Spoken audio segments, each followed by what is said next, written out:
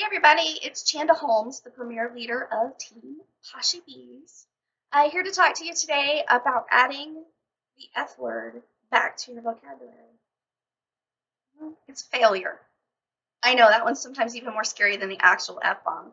But today that's what we're going to talk about. I realize that we usually talk about products or how to do something, but today we're just going to talk about something that could improve your life, because if you improve your life, then everything else, even your business, will follow.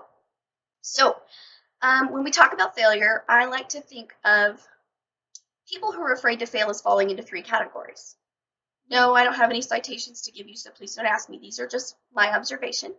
The first one is the people who are so afraid to fail that they fail to even try. So afraid to fail, they even try. The second category of people are people who think that they can cheat failure by walking in someone else's footsteps.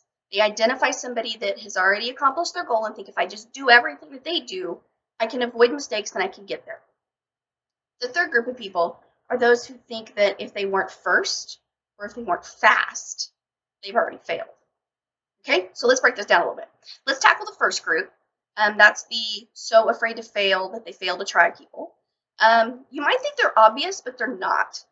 Most people think that failing to try means that they don't do anything. That's not really true. Most of these people look really busy. They're not really afraid to try. They're afraid to try something new. So they busy themselves with accomplishing very small, attainable goals over and over. Even activities they've mastered, which aren't even actually goals. They'll do the same things over and over and over because it's safe and it's comfortable. These are power walkers in life. They will tell you that they have walked 1,000 miles toward their goal. They're just not there yet. Truth is, they've walked the same mile 1,000 times, never really venturing any further than they've already been. Life is scary. So these people have forgotten that at one point in their life, they were really, really fearless.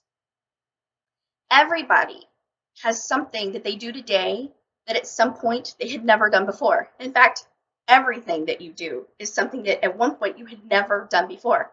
But pretty much everyone who is watching knows how to walk, knows how to talk, knows how to feed themselves, knows how to drive a car, knows how to run a computer. Those were all things that at some point in your life you didn't know how to do, but you learned them at a period in time when you weren't afraid to fail and you weren't afraid of what other people thought if you failed.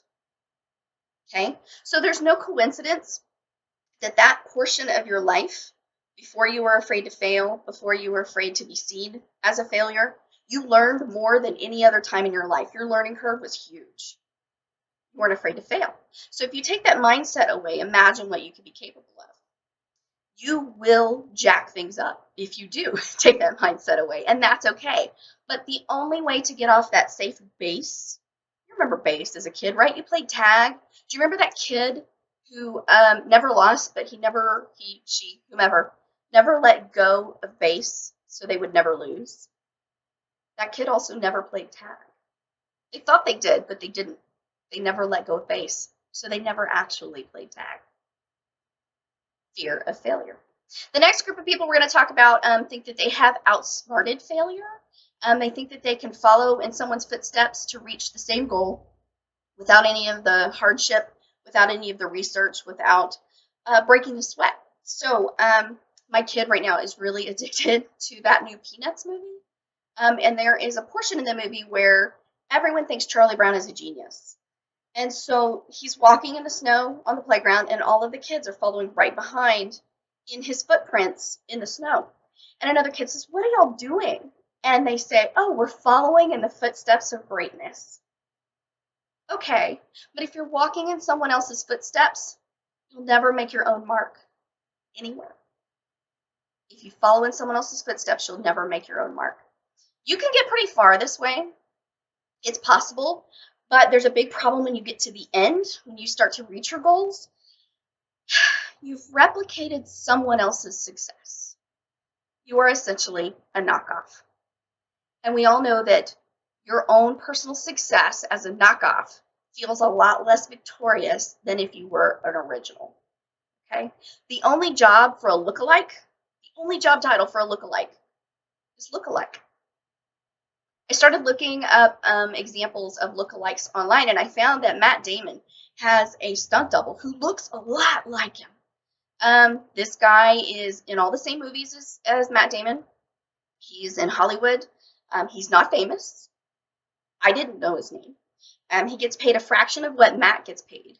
And he gets injured a lot for his trouble. In fact, most of the pictures I saw of him, he was in a C-collar to support his neck. He had black eyes. He'd been beat up playing Matt Damon because he looked like him. So the only way to really genuinely excel at being you is to be you. It's also the only way to have an original idea. Something to think about.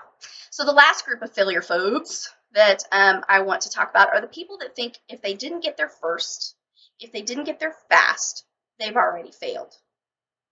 I'm sure there's a lot of you out there that think, oh my gosh, she's so far ahead of me. I'm already a failure. Sometimes there are advantages to being third, fourth, 811th. I'm pretty sure that the first people to blaze a trail up Mount Everest died on Mount Everest. They're probably still up there. No one had blazed the trail for them. They didn't know the best route to take. They probably didn't have the best equipment, gear, clothing, whatever is required to get up Mount Everest. Probably a lot of them didn't know you need oxygen to get up there. So there's been a lot of people who have followed. It's still really hard to climb Mount Everest, but they've taken what other people have done, they've improved upon it, they've made changes to safety, equipment, the route, and they're able to reach their goals by taking things from other people and making them their own. So if you want some business examples, let's talk about Google.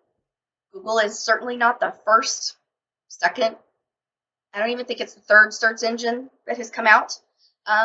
It's still the one that we like to use the most today.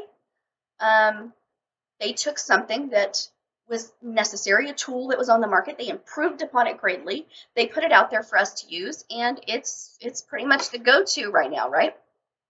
So if you don't remember getting an AOL disk or 40,000 AOL disks in your mailbox, or you don't remember the sound and excruciating time of dial-up, you're welcome.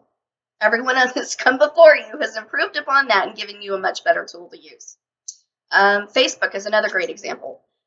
If you were old enough to have had a MySpace account, then you know that Facebook was definitely not the first social media platform on the market. They were not the first kids on the block. They took something that everyone enjoyed, they improved upon it, they added things to it, they made it much more user-friendly, and they, for all intents and purposes, are the success story of social media. It's what we use all the time. So those are really great examples of people that didn't come first.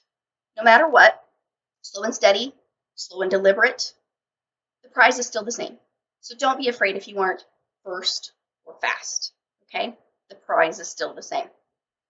So here are the lessons that we can draw from all of this. Success in anything. Success in anything. Marriage, parenting, business, life. It comes with failure. It not only comes with failure, it requires failure. It requires failure to do it right. Okay? No one who has ever been lost in the woods for a week, who got lost and stranded and survived, when they come out of the forest after surviving a week on their own, you know, like those survivalist guys on TV. Who knows about those guys? No one ever asks them, how did you get lost? They ask them how they survived. Everyone gets lost. Everyone makes wrong turns. It's how they survived that's the story. Nobody cares about how they got lost. Nobody's judging them for having done so. They want to know how they survived. That's how we connect with one another. Overcoming a failure. Trying, testing, revising. Those are the paths to achieving, mastering, and succeeding. Trying, testing, revising leads to achieving, mastering, and succeeding. Put yourself out there. If you aren't getting trolled, you're probably doing it wrong. There are a lot of best-selling books, blockbuster movies, top-of-the-chart songs that people don't like. There is somebody out there who saw that movie that was the best-selling movie or read that New York Times bestseller and said, that is garbage. That is total garbage. It's still a good movie. It's still a good book. It's still a great song. But somebody didn't like it. There's somebody right now who doesn't like this video. That's okay. That's all right. Somebody's getting something out of it, and that's all that really matters. Put yourself out there. Lastly, rest assured, you're going to fall. You're going to fail. You're going to embarrass yourself at some point. But if you haven't failed, you haven't even lived. Okay? Posh on, guys.